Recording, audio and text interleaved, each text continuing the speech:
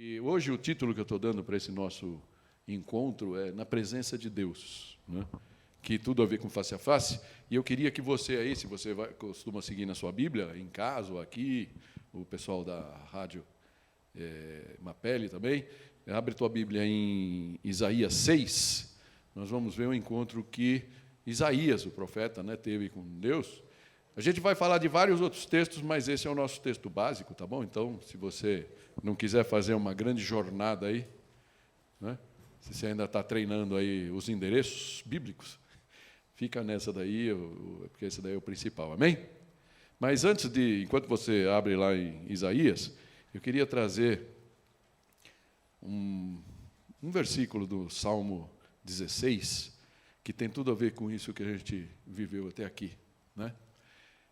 Versículo 11 fala assim, no Salmo 16, estou lendo na Nova Almeida Atualizada, diz assim: Tu me farás ver os caminhos da vida, na tua presença a plenitude de alegria. Amém? À tua direita delícias perpetuamente, ou para sempre, né, como diz na nossa versão. Gente, plenitude de alegria. Você já teve plenitude de alegria numa festa, numa viagem, né? Viagem a gente sempre faz programa, né, pensando naquela alegria que vai ser aquela viagem, mas sempre no meio da viagem tem um vento. A gente estava comentando isso ontem lá em casa, com a turma que estava lá. De repente tem um vento, o sol se põe. Aquele dia que você pensou, nossa, vai dar praia, vou ficar o dia inteiro na praia, vem aquela chuvinha básica, né, de férias, né? Mas é interessante como a gente pensa, como é simples, e na presença do Senhor, a alegria plena, amém? Plenitude de alegria. Isso me fez lembrar um salmo que eu sempre, no tempo que eu dirigi o louvor e tudo mais, né, a gente sempre punha, né, nas vigílias também. Salmo 22, versículo 1 fala assim: Alegrei-me quando me disseram, vamos à casa do Senhor.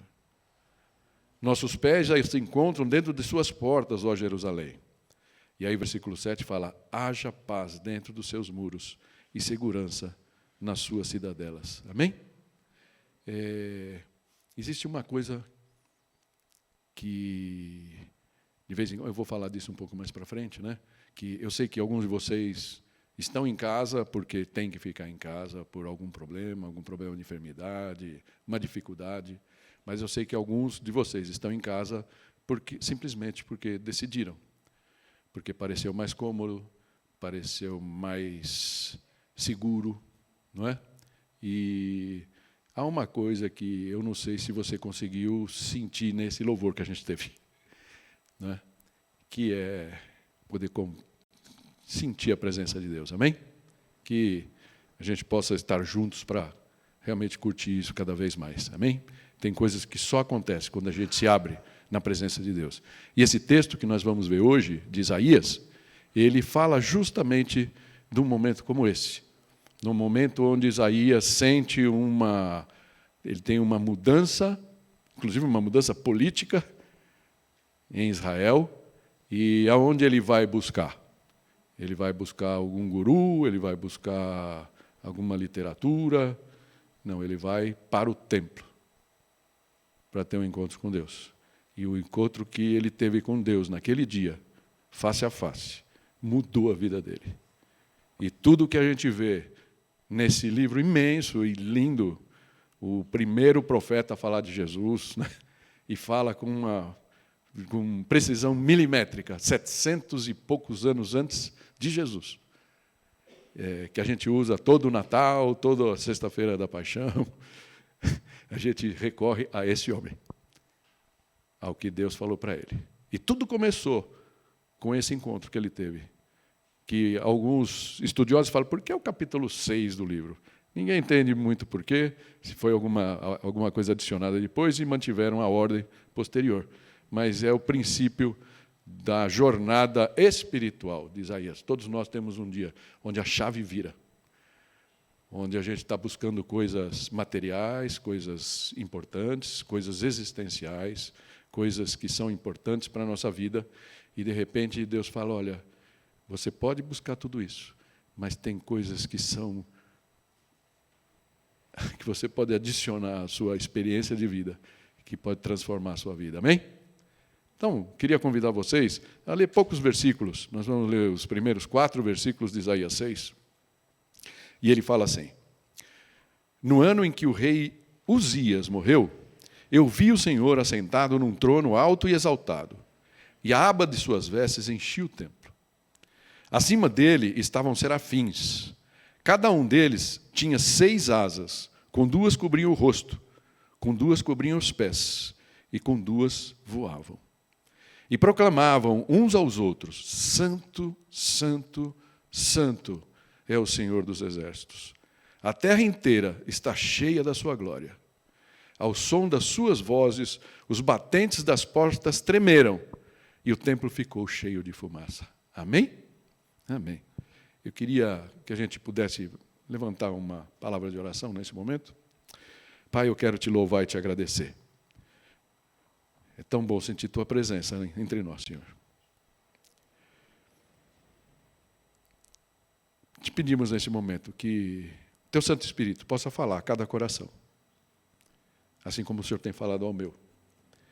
E que juntos possamos entender quão grande o Senhor é, quão pequenos nós somos, mas quão bom o Senhor é, Senhor. Em nome de Jesus. Amém. Amém. Na verdade, eu queria que a gente visse 3 coisas aqui só. E a primeira delas é justamente essa, a experiência que Isaías teve. Quando ele olhou uma coisa incrível que aconteceu com ele, né? A Bíblia fala também que ninguém viu a Deus, não é? Mas Isaías fala que ele vê a Deus. Então, dá para a gente entender que foi numa visão espiritual, não é? Foi num momento, provavelmente, de oração, num momento que ele estava buscando Deus, e aquilo aconteceu. E o que ele diz, né, no primeiro versículo aí, fala, né, que no ano em que o rei Uzias morreu, eu vi o Senhor assentado no trono, alto e exaltado, e a aba de suas vestes enchia o templo. Imagina o tamanho dessas vestes, né? E interessante, só para a gente encausar, para a gente entender por que Isaías estava num momento de busca, não é? Uzias, ele morreu no ano 740 a.C. Para nós, não importa muito a data, mas só para a gente saber o que estava acontecendo. Ele tinha sido considerado um dos melhores reis depois de Salomão e de Davi. Não é um rei, né, quando você pensa nos reis da Bíblia, assim, os nomes da Bíblia mais importantes, dificilmente vai ver o nome de Uzias. Mas a palavra diz que ele foi um excelente rei, né? Segundo o relato lá de 2 Crônicas, o dia se quiser, a gente vai até ler uma parte aqui, muito pequena, 2 Crônicas 26, fala que ele teve um longo reinado, ele começou com 16 anos, ser rei, imagina, né? E o reinado dele se estendeu por 52 anos. E fala que ele fez o que o Senhor aprova, que era muito raro naquele tempo, né? Se você pega todo o livro de Crônicas, livro de Reis, eram assim, a maioria dos reis faziam. Porque na hora que você tem uma responsabilidade, e, gente, a gente precisa se cuidar porque é o nosso natural. Você fala assim, eu consegui um emprego novo, que nem o Heitor aconteceu, né? Ele compartilhou um pouquinho com a gente das coisas boas que aconteceram com ele esta semana. Conseguiu um emprego novo. Então, quando você fala, não, agora eu vou me dedicar ao meu novo emprego, porque eu tenho que garantir esse emprego, né? E talvez isso tenha acontecido com muitos reis. Falar, não, agora eu vou reinar, eu tenho que cuidar desse povo e tal. Ah, mas que Deus participe do teu reinado junto com você. Não, depois eu vou pensar, agora eu tenho essa responsabilidade. E Deus fica fora da tua equação. E não sei se é essa a tua experiência, se você está vivendo isso, eu digo para você, olha, que nem conhecimento que eu falei outro dia, que o meu chefe lá, quando eu tinha 15 anos, por aí, 16 anos, meu segundo emprego. Naquele tempo podia, né? E não matava, mas tudo bem, hoje não pode, né? Meu chefe chegou para mim e falou, tudo que passar pela tua frente, aprenda, porque conhecimento não ocupa espaço, né? Comentei isso outro dia com vocês. Eu achei que aquilo lá foi uma lição para a vida. É mais ou menos assim. Não importa o que você faça na vida, não importa o seu momento da vida, convida a Deus para ele estar junto com você. Ele não ocupa espaço. Ele não ocupa espaço. E ele pode abençoar o seu caminho. E foi o que aconteceu com esse menino, 16 anos aqui. Diz que, versículo 4, né, do 26, fala que ele fez o que o Senhor aprova. tal como seu pai Amazias, e buscou a Deus durante a vida de Zacarias, que instruiu, né, que era um outro profeta, tá? E ele foi muito engenhoso. Ele acabou montando um exército poderoso. E só para a gente ter uma ideia, algumas coisas que a gente viu em várias guerras aí, a gente não pode dizer que ele que inventou, mas até a catapulta, fala aqui, é interessante, né? Não sei se foi ele que inventou, se ele já copiou de outros reinados, mas ele instalou isso lá em Israel. Ele fala no versículo 14, né, de 2 Crônicas 26, fala: Uzias providenciou escudos, lanças, capacetes, couraças, arcos, atiradeiras de pedra para todo o exército. Em Jerusalém, construiu máquinas projetadas por peritos para serem usadas nas torres e nas defesas das esquinas, ou seja, ele pôs torre em cada ponto da cidade, né, a cidadela. Máquinas que atiravam flechas e grandes pedras, ou seja, foi a catapulta, né? Eram catapultas que ele instalou lá. Ele foi extraordinariamente ajudado. E assim tornou-se muito poderoso e a sua fama espalhou-se para longe. Por que será que a Bíblia fala que ele foi extraordinariamente ajudado? Não porque o povo fazia vaquinha e mandava para o rei, não porque ele foi atrás dos melhores gênios da época para ensinar a arte da guerra. Acho que naquela época, com certeza, não tinha o livro, né, da arte da guerra. Então, ele foi um aliado de Deus. E ele foi extraordinariamente ajudado por Deus em tudo que ele fez. E aí, essa parte, né, fala ali, ó, e assim tornou-se muito poderoso, e a sua fama espalhou-se para longe. Né? Só que o que acontece é que muitas pessoas, quando chegam na glória, né, quando se sentem muito poderosos, o rei Uzias, que era um super rei, um reinado muito bom, o orgulho começou a tomar conta do seu coração. E aí, um dia, ele fez uma coisa em Israel, é uma coisa que para nós não faz muito sentido, mas Deus deu uma linhagem de pessoas, dos sacerdotes, que só eles poderiam entrar no censo para fazer os sacrifícios, para acender os incensos e tudo mais. E o rei, como ele era tão poderoso, um dia, não sei o que passou pela cabeça dele, e ele entrou no templo, naquela parte que só os sacerdotes podiam entrar. O sacerdote, o que o rei está fazendo aqui? Você imagina, né? O chefe ali, né? Não sei o quê, não pode e tal, não faça isso. E mais ou menos, vou ter aqui numa versão Carlos Borges do texto, né? Ele falou: eu posso tudo, eu sou o rei. Né? Mas aí o que a palavra fala é que, de repente, os sacerdotes olharam para ele e ele começou a aparecer feridas na testa dele, ou seja, ele foi contaminado por lepra. E aí, lógico, os sacerdotes tiveram motivo de falar: sai daqui, né? Porque leproso não podia estar dentro do templo. E ele foi banido de lá, ele perdeu o reinado, ele teve que passar para o filho dele, e ainda viveu 10 anos, mas nunca mais se curou, e acabou morrendo no ostracismo. Então, é interessante essa história. Então, este é o momento, né, em que Isaías vai buscar o Senhor. Porque imagina, depois de um rei tão poderoso, com tudo bem, os inimigos fora, porque tinham medo de entrar, porque Israel estava forte. Esse rei morre. E aí, aquele que era conselheiro do rei fala: e agora? Não é? O que eu vou fazer? Vou procurar quem? O Chapolin Colorado não tinha nascido ainda naquela época. Né? Então, ele vai buscar a Deus.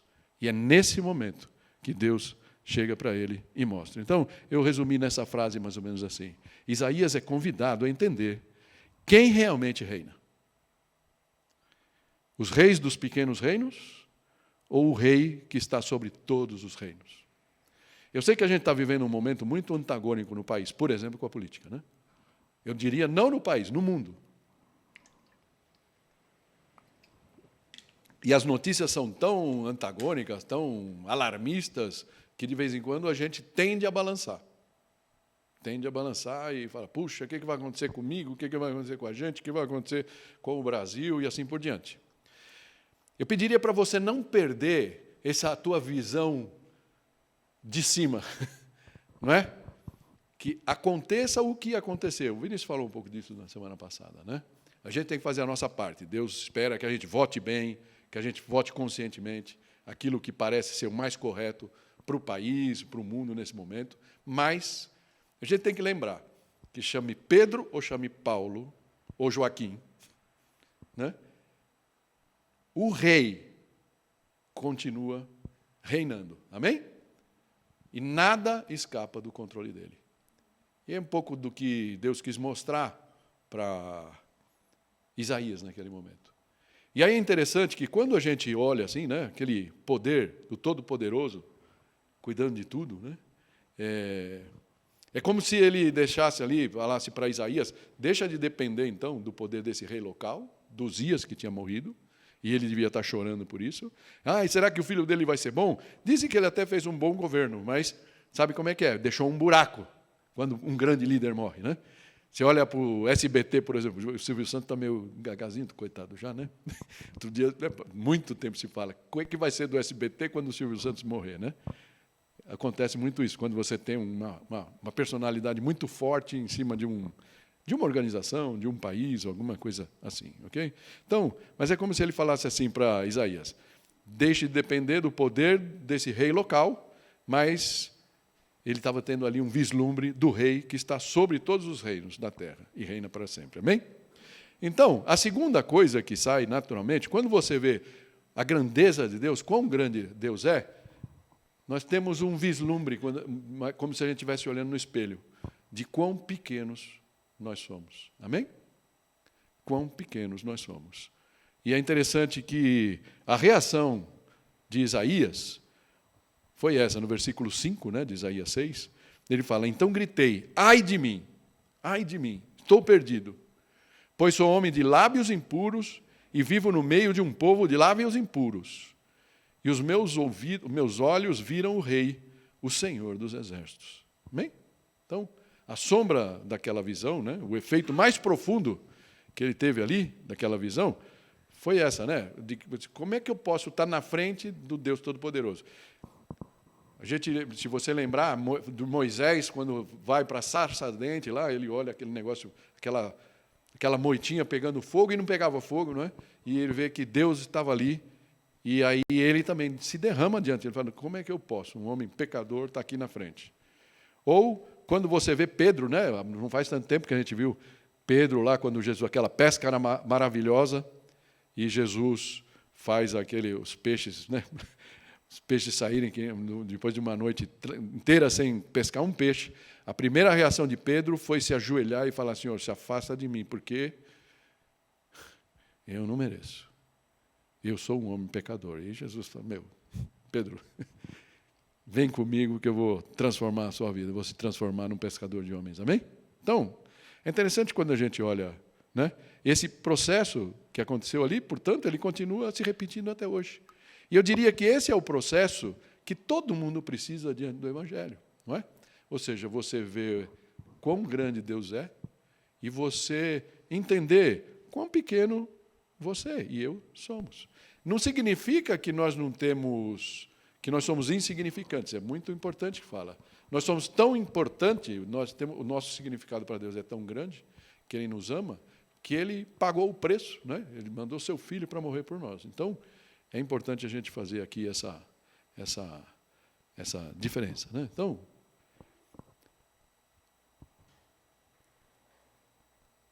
Apocalipse 4 vai trazer para nós, isso aqui, né, o livro que a gente viu outro dia, através de João, ele vai trazer uma visão parecida com aquela que Isaías viu, 740 anos antes de Jesus. E isso vai acontecer lá na frente, né? Então, dá para a gente entender que isso está acontecendo até hoje, né? Apocalipse 4, versículo 8, fala assim, cada um deles tinha 6 asas e era cheio de olhos, tanto ao redor como por baixo das asas. Dia e noite repetem sem cessar, Santo, Santo, Santo é o Senhor, o Deus Todo-Poderoso, que era, que é e que há de vir. Eu não sei se você já parou para pensar nessa palavra santo, né? Santo, a palavra aqui, né, é kadosh, né, no hebraico, e ele que significa sagrado, moralmente puro, separado do pecado. E aí é interessante você ver os anjos lá, né, os serafins, como o texto que a gente leu no começo, falando santo, santo, santo. E aí eu fico pensando, né, porque Deus é santo, tá? Mas Deus também é amor, não é? Amoroso, Deus é misericordioso, Deus de graça, mas a gente não fala Deus misericordioso, misericordioso, misericordioso. Deus amor, amor, amor. Né? Então, alguns dos estudiosos tendem a pensar que santo, santo, santo tem relação com as 3 pessoas da Trindade, Deus Pai, Deus Filho e Deus Espírito Santo.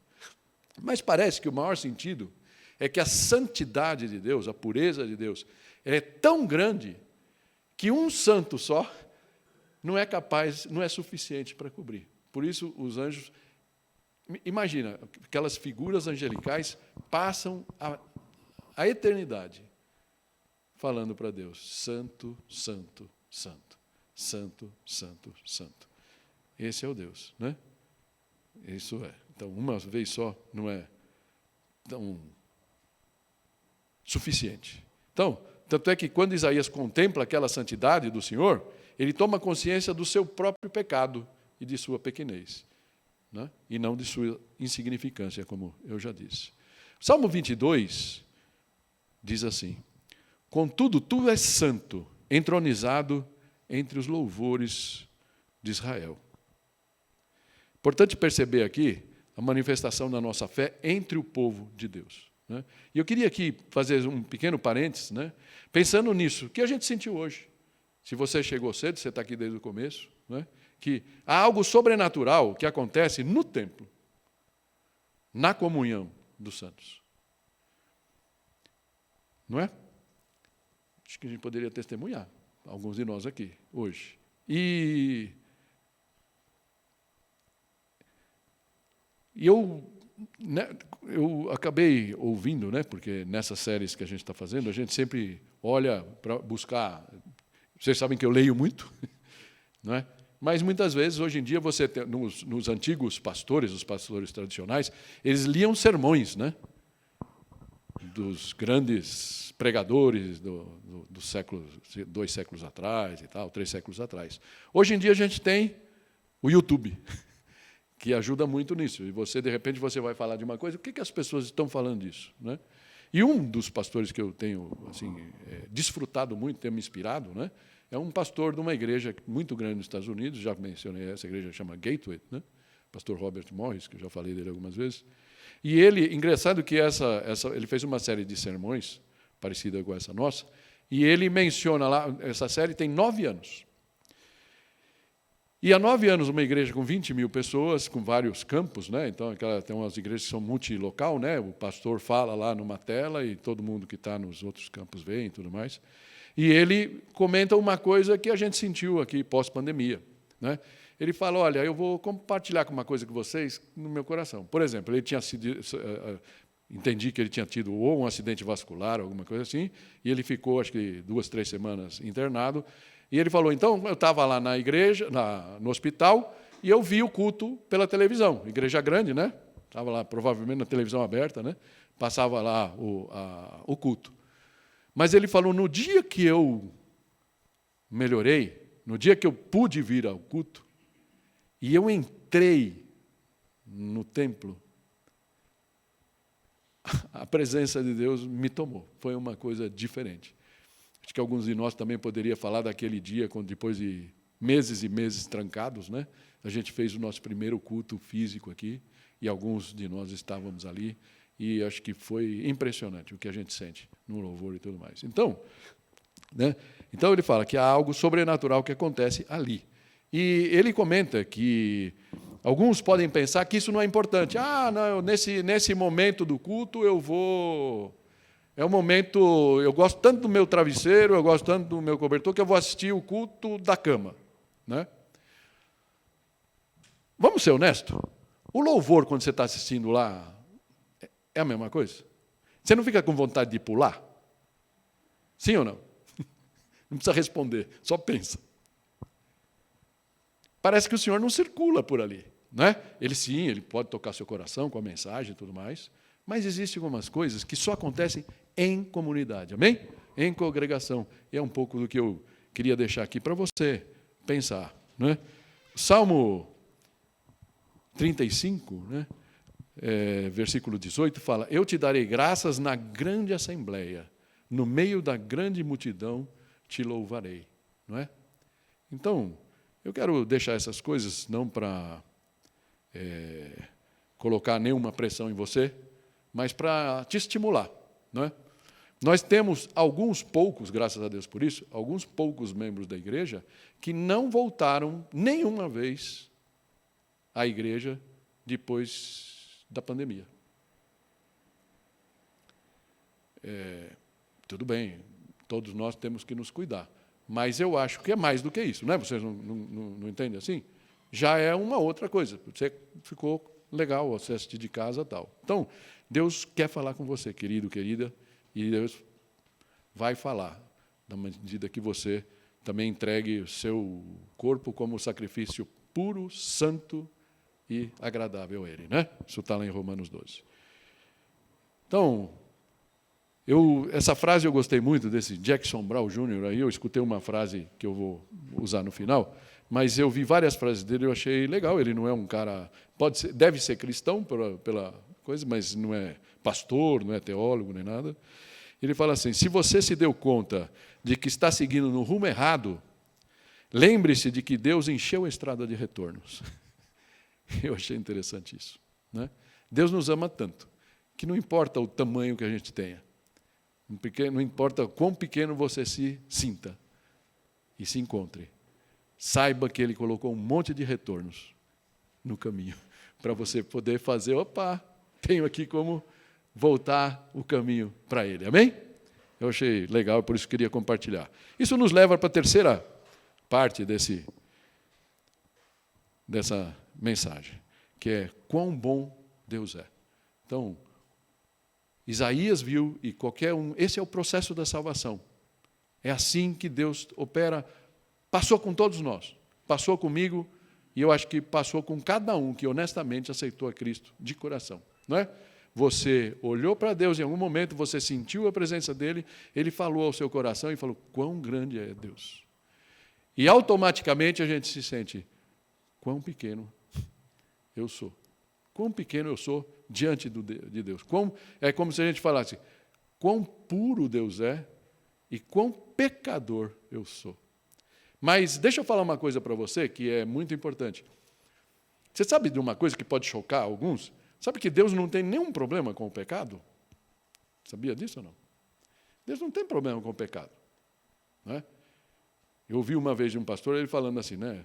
Pescadores pescam, jogadores jogam, pecadores pecam. É duro isso, né? O problema de Deus não é com quem peca. O problema de Deus é com pecadores que não reconhecem que pecam. Amém?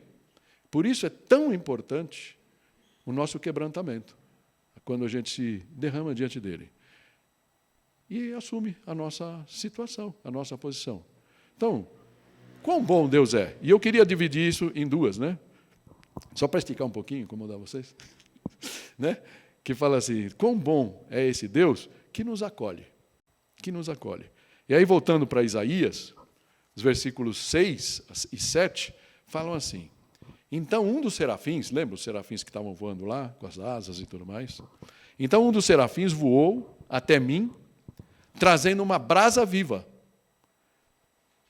Imagino que dói, né? Uma brasa viva, que havia tirado do altar com uma tenaz. Pegou lá aquela brasa, e com ela tocou a minha boca e disse, veja, isto tocou os seus lábios.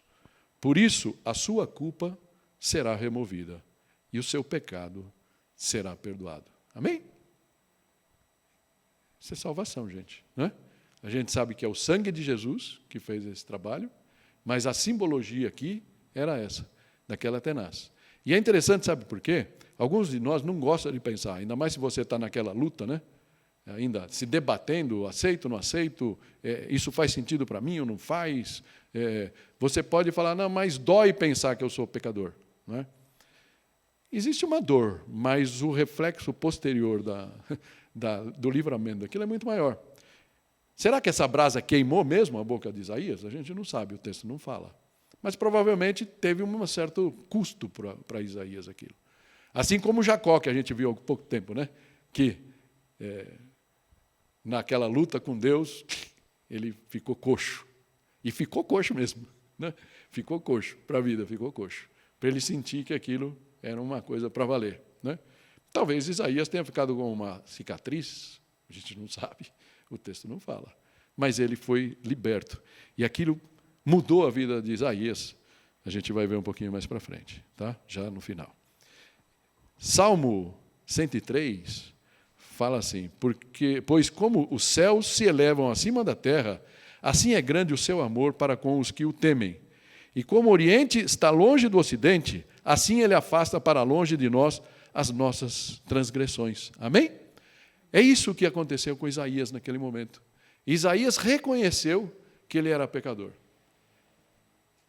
E Deus encontrou um recurso para livrá-lo daquele pecado. Então, é assim que o Salmo fala, né? Como se fosse assim, a diferença do Ocidente para o Oriente, né? Ou seja, você pecou, teus pecados foram aniquilados. Se você reconheceu aquele pecado, pediu perdão a Deus, convidou Jesus a entrar no seu coração, seu passado é passado. Foi embora. Amém? É importante que você saiba disso. E isso que fala essa passagem. Quando perguntaram para Pedro como deveria ser, né, o que as pessoas deveriam fazer para serem salvas, está lá em Atos 3, no primeiro sermão dele, na verdade no segundo, né? Ele virou lá, Atos 3, versículo 19, ele fala: arrependam-se, que é justamente isso, esse reconhecimento do nosso tamanho, da nossa verdadeira distância para Deus. Arrependam-se, pois, e voltem-se para Deus. Pega o retorno. Primeiro retorno que tiver, pega e volte-se para Deus, para que os seus pecados sejam cancelados. E o versículo 20, para mim, ele fala muito. Não sei qual é a tua batalha. Ele fala: para que venham tempos de descanso da parte do Senhor. Amém? Tempos de descanso. Será que você precisa desse descanso? Só para terminar o texto aqui, né? E ele acaba nos envolvendo. Quão bom é Deus que nos acolhe e que acaba nos envolvendo. E ele acaba envolvendo Isaías de uma forma bem interessante, né? Isaías ouve. Então ouvi a voz do Senhor clamando: quem enviarei? Quem irá por nós? E aí Isaías não pensou duas vezes. Ele falou: eis-me aqui, envia-me a mim. Bem? O que será que Deus fala para você hoje? O que será que Deus está te perguntando? O que o Espírito Santo fala para você? Coloquei uma outra frase aqui que fala assim: Deus quer transformar a sua vida e fazer com que ela valha a pena. O que é para você uma vida que vale a pena? É uma vida de ter um bom salário e viver em função disso? É uma vida que mostra o que você pode comprar, quais os bens que você pode comprar? Ou será que uma vida que vale a pena é uma vida que você pode retribuir de alguma maneira para aquilo que Deus... O simples fato, a bênção de você existir, de você respirar, de você ter saúde. Amém? Tem uma frase, outra frase que eu falei que ia mencionar, daquele Jackson Brown, foi essa frase que me chamou a atenção, compartilhada por um amigo meu, né? Ela pôs assim, fala assim: a oportunidade dança com aqueles que já estão no salão. Eu achei fabulosa essa frase. Isso me fez lembrar de uma história de um pastor que ele falava assim: é que como vocês veem aqui na frente um cara velho, né? Então, já não posso mais ficar falando isso, mas eu sou pastor há 9 anos. Fiz mais ou menos a conta, né? Por aí, né? 9 anos. E para você pode parecer muito, para mim também é. Mas quando eu escuto alguns caras, por exemplo, esses do YouTube, o cara é pastor de uma igreja há 30 anos, 40 anos. Então, muitas das coisas que eu ainda vou errar, eles já erraram, já puderam acertar, já tiveram muita possibilidade de mudar, né? E um pastor que eu estava ouvindo, ele falou uma coisa que eu achei muito legal e eu falei: puxa, esse é um bom exemplo. Ele falou: olha, eu já lidei com muito... Hoje ele já deve ter quase 40 anos na frente da igreja, e ele fala: eu já lidei nesses 40 anos com muita gente. E ele falou: só tem um tipo de gente que eu não consigo lidar. E ele falou, que tipo de... Né, a pergunta é, que tipo de gente? Ele falou, gente que não reconhece que tem defeitos. E aí ele falou que uma coisa que transformou a vida dele foi, ele falou, eu aprendi muito com um senhor que tinha uma empresa de carpetes, eu lembrei, de limpeza de carpetes. O senhor tinha fazia limpeza de carpetes, e é um pessoal que muda muito, né? Pessoal que é difícil você encontrar pessoas boas. Nós que já tivemos aqui, né? A Neide pode confirmar, os diáconos também, né? Os meninos até fizeram um bom trabalho, os últimos, né, Neide? Que fizeram a limpeza aqui e tal, depois da pandemia. E aí esse cara tinha uma empresinha disso, e ele tinha essas pessoas. Aí ele contratou umas pessoas, ele contratou um jovem que pareceu para ele que tinha condição, e foi num local, numa casa, numa empresa, né? Para fazer o trabalho. Ele olhou, lógico, com a experiência dele, imaginou mais ou menos o tempo, ensinou para o rapaz, olha, você faz assim, assado, passa aqui, não sei o quê, e falou, eu vou até uma outra obra, onde tinha um outro funcionário, e volto logo. E aí ele fez isso. Vou fazer assim para vocês me verem, mas não sei na câmera, né? Ficou meio penso aqui. E aí esse rapaz, ele foi. Quando ele voltou, o rapaz novo já estava fechando o equipamento, limpando, arrumando tudo. Aí ele olhou aquilo e falou, não deu tempo para fazer um bom trabalho aqui, né? Esse trabalho acho que foi muito rápido. Aí ele começou a olhar, começou a passar nos lugares, ele falou, imagina aqui, né, se fosse aqui no nosso corredor, onde passa mais gente, e ele olhou e ele viu o corredor sujo, ele viu as marcas ainda, e ele falou, o pessoal paga a gente para tirar toda a sujeira, justamente para limpar nesses lugares piores, né? E aí disse que ele chegou para o rapaz, vem cá, menino, não sei o nome, né, não importa para a gente, vem cá, olha bem para mim. Aí ele falou, levou o rapaz até onde estava mais sujo, pôs ele assim com o pé quase em cima do lugar, desse lugar mais sujo, e pergunta para ele assim, fulano, olha para mim. Aí o rapaz olhou para ele, falou, agora olha para baixo, olha para o chão. Aí o rapaz olhou para o chão e falou, o que você vê? Não, o que é isso? Né? O rapaz olhou assim, olhou para ele e falou, sujeira. Aí disse que ele falou, ótimo, excelente, então a gente pode trabalhar junto. Né? Então, vamos lá limpar, porque a pessoa pagou para a gente tirar isso daqui, eliminar isso. Amém? Então, ele falou, e aí esse senhor falou para o rapaz, olha, eu já tive muitas pessoas trabalhando comigo, e muitas que aconteceram coisas semelhantes, eu mostro, e a pessoa não consegue ver a sujeira. Né? Não percebe. Com essas pessoas que não conseguem ver a sujeira, eu não consigo trabalhar. Né? Então, ele falou, sabe que eu peguei isso? Deus falou tão profundamente ao meu coração, e ele falou que um dia ele estava lá no culto, louvando, né, que é o Heitor lá, né? O Heitor daquela igreja lá, cantando, louvando e tal, e o pastor lá, né? Não sei o quê.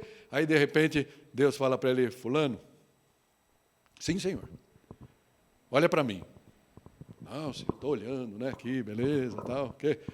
Agora, olha para baixo, olha para o chão. Aí ele olhou. Aí Deus fala para ele, o que é isso? Na sua vida, né? Óbvio, né? Dá para entender, né? O que é isso? Ele parou, olhou. Bem, é pecado, Senhor. Aí Deus vira para ele, ótimo, então nós podemos trabalhar junto. Amém? Isso me fez pensar na nossa realidade. Deus, como eu disse a princípio, não tem nenhum problema com o nosso pecado. Por quê? Porque o Filho dele já pagou o preço para tirar esse pecado da gente. Amém? O problema dele é com aquele pecado que não se pode ver. Esse pastor disse que Deus falou para ele, fulano, eu tenho muitos filhos, e, portanto, da fé, né? Muitos filhos que já não conseguem enxergar a sujeira à sua volta. E com esses, eu não posso trabalhar. Eu queria que você fechasse seus olhos para a gente poder orar. E eu queria que você pensasse aí no seu coração. Se Deus chegasse e fizesse essa pergunta para você: filho, filha, olha para mim. E olha agora, o que é isso? O que é isso que eu estou vendo? Qual seria a sua resposta? Será que você entende a sua condição? Será que você entende quão grande é esse Deus? E quão pequeno eu e você somos? Mas talvez o mais importante de tudo é saber quão bom esse Deus é. E Ele fala para você, se você reconhecer o seu pecado, se você reconhecer que você precisa de mim na sua história, eu vou estar contigo. Sabe por quê? Porque por maior que seja o seu pecado, o meu filho já pagou por ele. Amém? Pai, olha para cada um de nós aqui, Senhor. E nos ensina a entender, ó Pai, quão grande o Senhor é. E quão bom o Senhor é. E que diferença o Senhor pode fazer na nossa vida, Pai. Acolhe cada um aqui, ó Pai. Mostra ainda aquelas sujeiras que estão encravadas no nosso coração. E nos acolhe, Pai, no Teu reino, em nome de Jesus. Amém. Obrigado por ter assistido esse vídeo. Se você ainda não nos conhece, não nos segue, eu gostaria que você se inscrevesse no nosso canal da Aliança da Vila, no YouTube. Também pode nos seguir no Instagram, no Facebook. E vai aparecer aí na tela, né, novas sugestões de vídeo, novas mensagens para que você possa ser edificado. Que Deus te abençoe, que Deus possa falar ao teu coração a cada dia. Não deixa de deixar seu like aí, que é bastante importante para nós. Amém.